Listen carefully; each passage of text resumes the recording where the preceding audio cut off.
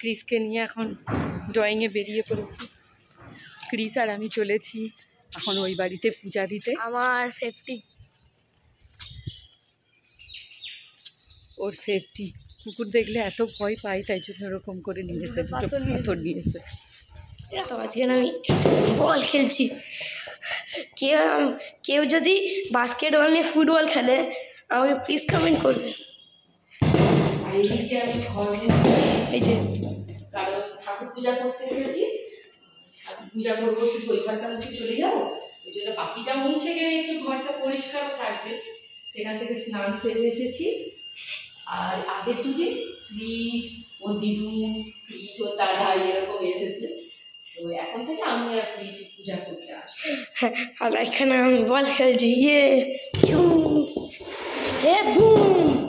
ফাঁকা ঘর তো, ওই জন্য একটু আওয়াজ বেশি হচ্ছে না। এবার আমাদের ঠাকুরটা একবার দেখে নাও, সবাই যদি এত কমেন্ট করো আমাদের। এই যে এটা আমাদের পূজা হয়ে গেছে, এবার বাড়ির দিকে রওনা দিয়েছি। এই লিফটে বসে আছে নিচে। চল দরজা করছি, খোলো খোলো খোলো খোলো। হ্যাঁ জানি।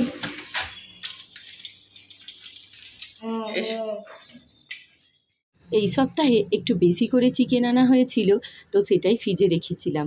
আজকে সেই চিকেনের তন্দুরি বানাবো, তো সেটাকেই রেডি করছি। তো চিকেন তন্দুরি খেতে সবাই খুব ভালোবাসে, তাই মাঝে মধ্যে রাত্রিবেলা ডিনারে এটা আমি বানিয়ে থাকি। তো এখানে চিকেনটা আমি অনেকক্ষণ আগে বের করে রেখেছিলাম, কারণ এখন বাজে ওই বিকাল ধরুন 4টে থেকে 4:30 মতো। তো আমি 1 ঘন্টা আগে ফ্রিজ থেকে বের করেছিলাম, কারণ আগে থেকে না বের করে রাখলে একদম বরফ জমে থাকে।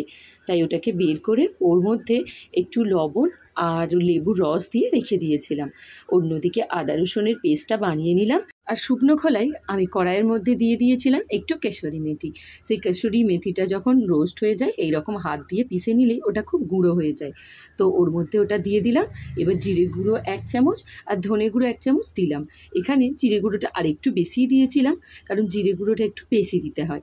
ওই সব কিছু দিয়ে দেওয়ার পর ওর মধ্যে স্বাদ মতো আরও একটু লবণ দিলাম, আর বিট লবণ দিয়েছি একটু টেস্টটা বাড়ানোর জন্য, আর দিয়েছি গোলমরিচের গুঁড়ো। আর এখন যেটা দেখতে পাচ্ছেন এখানে লাল লাল মতো, এটা হলো কাশ্মীরি লঙ্কা। তো কাশ্মীরি লঙ্কাটা সরাসরি এখানে দিইনি, কাশ্মীরি লঙ্কাটা দেওয়ার আগে কড়াইয়ের মধ্যে অল্প একটু সর্ষের তেল দিয়েছিলাম। সেইটা থেকে যখন গরম হয়ে একটু গাঁজা ভাব এসেছে, বন্ধ করে ঠান্ডা করে নিয়েছি। তারপর তার মধ্যে ওই কাশ্মীরি লঙ্কাটা দিয়ে গুলে নিয়েছি, যার জন্য এত লাল হয়েছে। আর অন্যদিকে 150 মতো দই জল ঝরতে দিয়েছিলাম, সেটাই এর মধ্যে মাখিয়ে নিচ্ছি। এইভাবে জল ঝরিয়ে নিলে চিকেনের মধ্যে এক্সট্রা জল হয় না। ক্রিসকে নিয়ে এখন ড্রয়িংয়ে বেরিয়ে পড়েছি। খাবার ম্যারিনেট করে এসেছি, সন্ধ্যাবেলা গিয়ে করবো। এখন ওকে ড্রয়িংয়ে দিয়ে দেবো, স্যার এসে গেছে, 2 মিনিট হলো, আমরাও পৌঁছে যাব। এসো ক্রিস, এদিকে লোকনাথ বাবার মন্দির আছে, ওই সামনেটা দিয়ে যাব।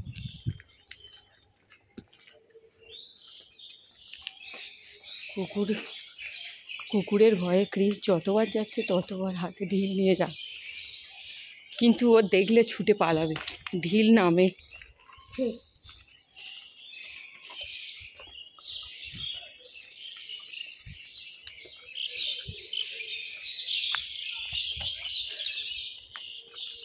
চলো এসে গেছি। কড়াই এখন গরম হয়ে গিয়েছে, অল্প একটু তেল দিয়েছি। এবার ওর মধ্যে এই চিকেনগুলো দিয়ে দেব, আর হালকা আঁচে ওগুলো চাপা দিয়ে বয়েল করতে থাকবো। তো আমি যেহেতু ম্যারিনেটটা করে রেখেছি প্রায় 3 ঘন্টার মতন হয়ে গেল, তাই এটা খুব তাড়াতাড়ি রান্না হয়ে যাবে। তো অল্প তেলে এইভাবে চিকেনগুলো দিয়ে চাপা দিয়ে যদি করতে থাকি, তো চিকেনটাও বেশ সেদ্ধ হয়ে যাবে। তারপর ওটাকে আমি পুড়িয়ে নেব। তো এইভাবেই আমি বানিয়ে থাকি।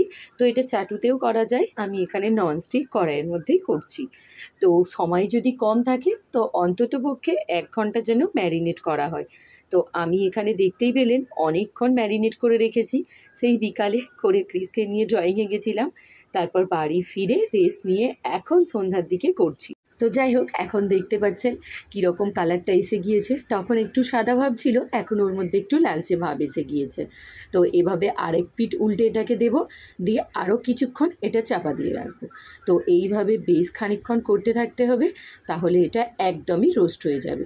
এরপর চিকেনগুলো একটু পুড়িয়ে নিলে রেডি হয়ে যাবে আমার চিকেন তন্দুরি। তো চলুন তাহলে আজকের ভিডিওটা এখানেই এন্ড করছি। ভিডিওটা কেমন লাগলো অবশ্যই জানাবেন।